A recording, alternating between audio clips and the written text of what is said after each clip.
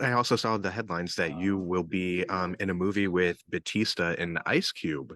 I don't know how much you can talk about it, but maybe if you can, just kind of break down like what your intentions are in Hollywood, because you see these guys who, like The Rock, John Cena, and Batista just have amazing careers outside of the ring as well. Is that something that you desire to have?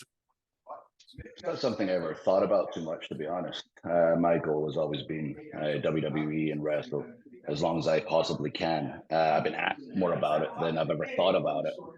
People tell me you look like you've fallen out of Game of Thrones or Braveheart or something. Are you ever gonna are you ever gonna do anything in the movies or TV? And the answer was always the same. Like I don't know if the opportunity came up, I'd entertain it. But this was a huge opportunity. It was something that really did excite me. And the fact that Dave Batista's involved. He was somebody that looked after me, looked out for me when I was a kid, when I first showed up in WWE, and is obviously still doing it to this day in another field. So I feel very excited about this particular project. I'm excited for everyone to see it, to be honest, because it's pretty fun. Let's do that. Now, one last question that I have. You see the Logan Paul doll behind me, the I action do. figure. Sorry, not a doll, action figure. Yes, you can say doll for his. What can you say about Logan's emergence as a WWE superstar and how he's been able to really make a name for himself inside the ring and what he's accomplished so far?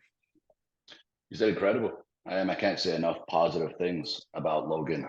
When he showed up, I didn't really know who he was. I'd obviously seen his name pop up in the media now and again, but I'm so immersed in our WWE bubble 52 weeks a year.